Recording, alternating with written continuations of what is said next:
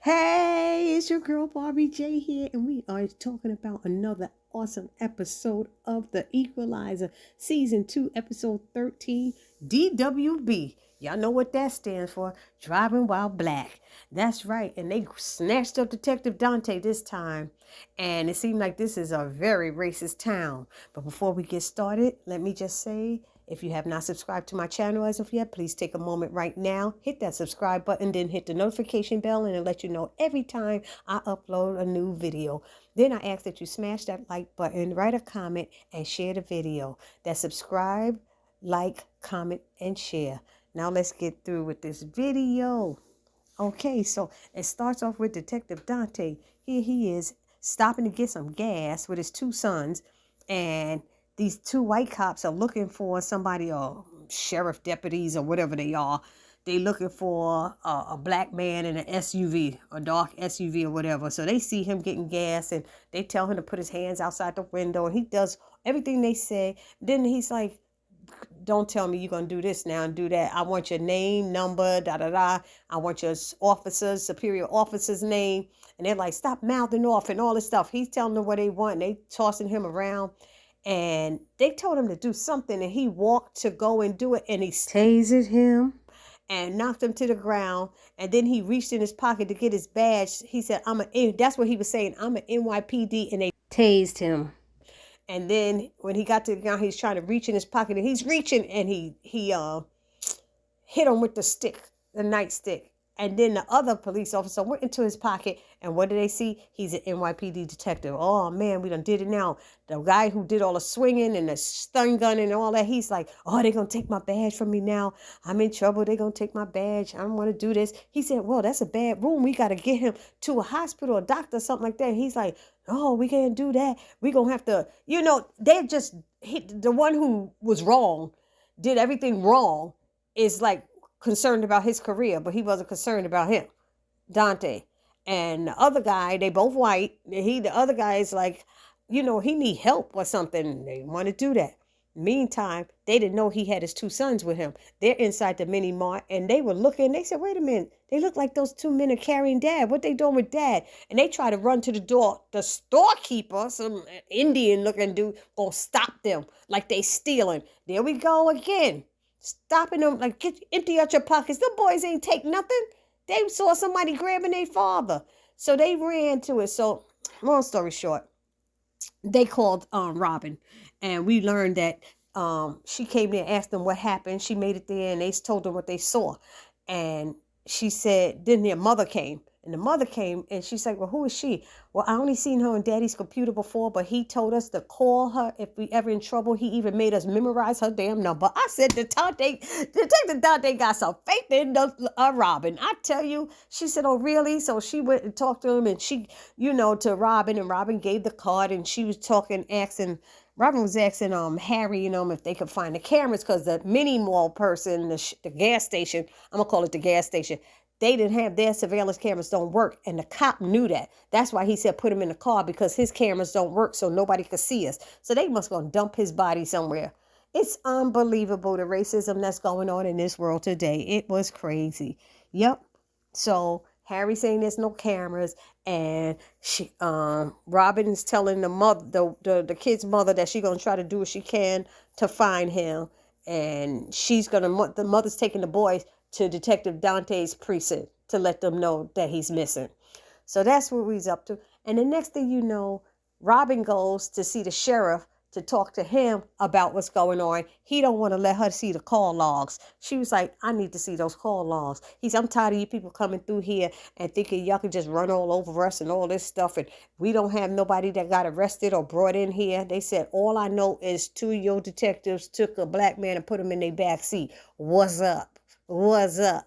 And so she said, well, you know what? You don't want to let me see? I will be back, and you will let people like me see those logs. I said, okay, girl, come on now. Snap, snap, snap. People of color she talking about. You don't want to let us see it. They just picking up people instead of asking the man, ain't asking for a driver's license, ain't asking for a registration card, ain't asking for nothing but to get out and whoop him and accuse him of something, and he was a cop. Anyway, Robin goes to the precinct where Dante's stationed, and she talks to, I think it's that DA, because she helped her one time and saved her life. And the DA saying she spoke to the sheriff, Polson, or whatever his name is, and that he said there's nothing in the logs, and she don't think he would lie about that. And Robin's letting her know it's a small town, and that Polson could be covering for one of his guys or something. And so the DA's like, maybe the kids saw something else. And then she said, you know what? She's like, Robin's like begging her, there's got to be something more. So the lady said, hold on. She goes to make a phone call.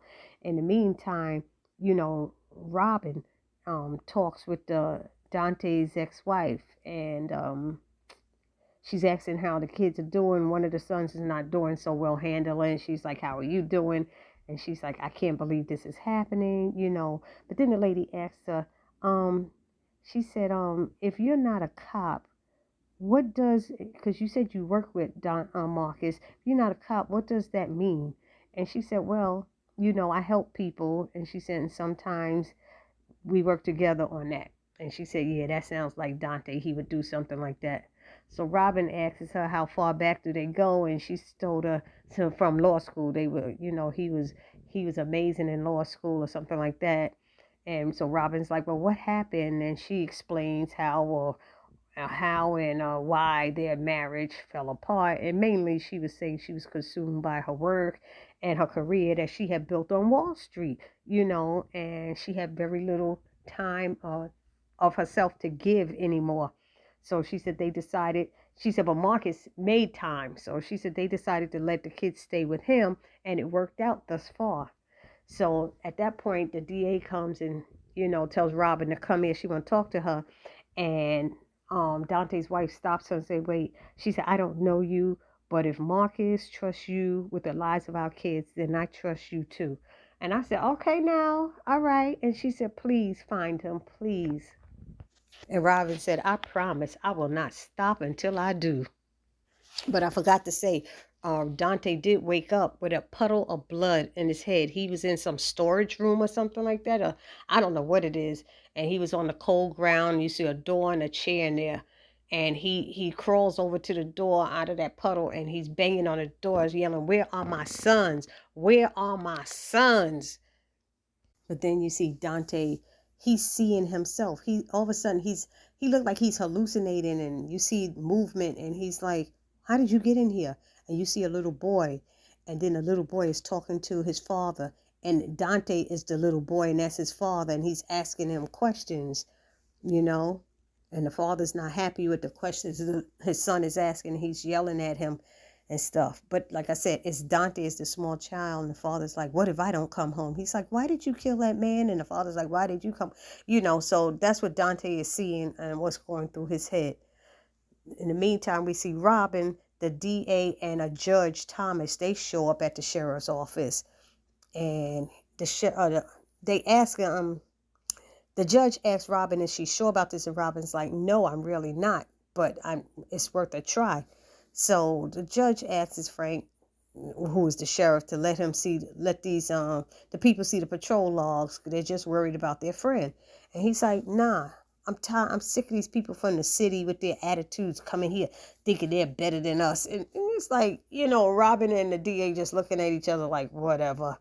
And he said, now they throwing around dangerous accusations about my, deputies. And the thing is, he obviously don't know his deputies. And I'm hoping, I don't know how she going to find Dante, because this is crazy. So the judge is saying, Frank, I've known you since you was a rookie. Please just show them the patrol logs. I'll do it as a favor for me. And he said, can't do it, Tom. And he said, well, if you really won't show us the logs, you're kind of giving me a reason to issue a warrant. And he gets pissed and tells the lady behind the desk, I think her name was Ruth, to print out the log. And so the judge says not to take it personal, Frank. And he's like, it's sheriff to you, your honor. So he's getting upset now. So Robin and the DA are looking it over. And the DA's like thanking him so much, thanking the sheriff so much, And they don't see anything. None of them, there's 7 cars, and none of them was 7 patrol cars out. None of them seem to be near the gas station. But you could change all of that. All that stuff could be, reworked out. But Rob is not satisfied. He's like, you satisfied? She's like, no, and asks to see the holding cells. Maybe he's under John Doe and he wasn't there, no Dante. And then the judge tells Frank, thank you very much. And he said, I owe you one. And Robin is steaming pissed. I mean, steaming pissed. And she tells the DA, if he's not here, then where is he? And then one of those guys who was in the patrol car heard it. He was in another room and heard it.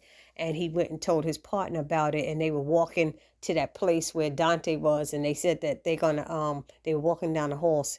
And, the one that's in charge who did all the wrongdoing and has got his partner mixed up in it. He's telling them, we just got to be smart. When we get to, later we'll take him out to something Peak Creek or whatever and take him out there and nobody will ever know. And Dante is awake hearing him saying this stuff. Oh, Lord Jesus, this is crazy. So now Dante is hallucinating about seeing his mom. And he asking her why she stayed with Dad after all the lies. And she's like, your father did some bad things, but he wasn't a bad man. He had a lot of good in him and just needed to know where to look. And she was telling him, you have that same thing. You just need to know where to look, find the good in these people. And at that moment, they opened the door, threw in another bottle of water, because that's the second time somebody did that. And he could hear his mother say, call out to them. And so he calls out to the man, and he said, I just want to go home to my family. He said, I promise I won't say a word if you just let me. Please, I have kids. He said, and he tells them about his sons. He said they were left there at the gas station by themselves. And he was like, he asking them, do he have kids? And he's like, the good officer was the one who threw the bottle of water in there. And he says, I have a little girl. And that's when he said, mines were left at the gas station. And I just need to know if they're okay. Imagine if it was your daughter, like that. And the guy was like, oh, shoot. And he hurried up and walked away. And Dante's like, no, don't leave, don't leave. So then they switched to a scene where the mother's trying to talk to her son, Kai. I guess he's the oldest, and he's taking it real bad. And, Robin stops by to give an update. They got patrol cars, going every place, searching and checking cameras in town, and still nothing. And then she said, you said Kai found something? And Kai comes out and says, he said, I did what you told me. I closed my eyes and I start remembering something.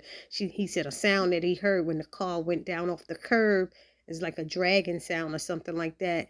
And Robin said, oh, that's great. That's great. That's good. That's you giving me something to go on. Then Robin and Dante's ex, right before Kai came in, they were having a moment where they were discussing the life for Dante as a black cop with black sons and how they see things in the world. So, how he wanted to protect them, their innocence, but she kept wanting to tell him how the real world is, the kids first. So they were having that struggle she was letting Robin know about. But then at that moment, they show the good cop is telling the bad cop, his kids were there. They could be witnesses. They could be witnesses. He said, if they were witnesses, we'd be arrested by now. That's why we have to get rid of him quick. And he's like, the good cop really doesn't want to do it. But now he's going to end up going down because he's listening to the bad cop. And at that moment, the sheriff came in and said, Jim, he said, you're going to have to explain yourself, and you better think twice before you do it. You better think right. And he said, I noticed that the GPS logs, one was missing. And he tells him that I had the judge and the Manhattan DA here busting my balls, and you were there. You were at that gas station. What's going on? And he started making up this lie, telling him and stuff, and said it was too late. Had he immediately said that he was a cop, this wouldn't happen, and all this stuff. And he's like, I didn't want to say anything. You want these Black Lives Matter people coming here and all being out town with the Al Sharpton and Don Lennon there. I said, oh my God. No, they didn't. At least they know who Al Sharpton and Don Lennon is. Then that should have made him think before he went to swing on a black man. An innocent black man never asked him any idea, anything. That's what I'm talking about. Oh, yeah, and the sheriff asked him why didn't he call it in. He told him we didn't have time. We was moving so fast trying to find the suspect. I said, that's some bull because y'all put him in the back of your car. They should have called it in. Oh, the good cop just lied. Oh, my God. I should have watched it all the way through before he said that. He said the black detective was fine before they left. And we know that's a lie. I'm like, why would he say that? I thought he was the good cop. Now he's the bad cop in my mind because the sheriff just asked him if that was true and that's how it went down. And it's not. So we have Robin is now talking to Harry, and he's checking out the GPS logs with for that I forgot that town name, Barrington or something, whatever it is. And he's noticed that 8 cars were patrolling, only 7 logs are in, and he's saying who's missing. And they said the one with Jim Barnes and Ted Morales. Then he found something negative about Jim Barnes in his profile from 27 years ago. Mind you, now Jim Barnes was pleading with the sheriff about what's going on with his wife and stuff, and she's sick, and this would kill her and put her over the top. If this came out, get blaming us when we're innocent, we will automatically look guilty, and he was saying all this stuff. But anyway, so Robin says, "Let me know where I can find out where they are." She said, then you see them in a diner talking, and Ted is telling Jim, he just want to get home to his family. He got kids and everything. They were there. And he says, look, he's just trying to play you. That's all he's trying to do. We need to get rid of them, like I said. And that's when Robin came into the diner and sat next to them and started talking to them and basically telling them, they got this, she need their help trying to find this missing detective. I hope that's what y'all talking about. And, and one guy was saying, making up excuses, what could have happened to him, and that he wasn't around that area. And then the other guy, she asked the partner, Ted, and Ted was like, oh, my partner basically covered it. She said, so you wasn't there either? No, I wasn't around. She said, well, we got a massive, group of people coming. We searching everywhere. And if he's in this town, we going to find him. So I don't know if she bugged him or one of them or something. I don't know what happened, but she was following him. She went out the diner and they left, and she had Harry on them. And as they were driving, they pulled up behind some kind of shed or something. And when Robin got back there, the car was empty, and you could see that they pulled off in another car. So they took another car to dodge her, so they must have known she was following them. She should have put a bug on the one that she sat next to. That's what I would have thought she would have done. But what do I know? So then Mel came in and she found some information while Harry was talking to Robin. And she found out what it was in that sealed file from 27 years ago with Jim Barnes. And it was a black attorney that they had pulled over on the side of the road and roughed him up and then dropped him off somewhere in Gatlin County. And he won the guy. I forgot what happened, but Jim Barnes testified against his partner. He was a rookie then, and testified against his partner and got a slap on the wrist. And now here it is, and his partner got fired or arrested or whatever.